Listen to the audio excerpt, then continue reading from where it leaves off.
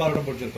তো এরপরেও ভাই আপনি যে হলে অবস্থান করতেছেন এই বিষয়ে প্রশাসন কর্তৃক কোনো আপনাকে অনুমতি প্রদান করেছে কিনা বা হল প্রভোস্ট আপনাকে কোনো অনুমতি? না, আমি কারোর সাথে আসলে অনুমতি নেইনি। আমি আসলে রাতে কালকে ছিলাম এখানে, হঠাৎ করে শরীর খারাপ হয়ে গেল, একটু অসুস্থ বোধ করে আমি এসে এখানে শুয়েছিলাম।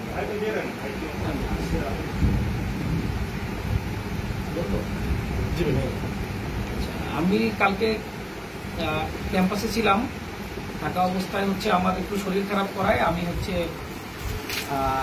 এখানে এসে রাতে ভোররাতের শেষ রাতের দিকে এসে ওইভাবে অবস্থান করছিলাম, রাতে ছিলাম।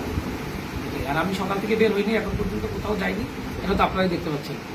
ভাই এখন হচ্ছে রাত থেকে তো থাকা নিষেধ, ঠিক আছে, আমার শরীর খারাপ ছিল এই জন্য আমি আসলে রাতে আপনাদের কোনো মানে সাংগঠনিক প্রোগ্রাম ছিল এই জন্য এসেছিলেন না?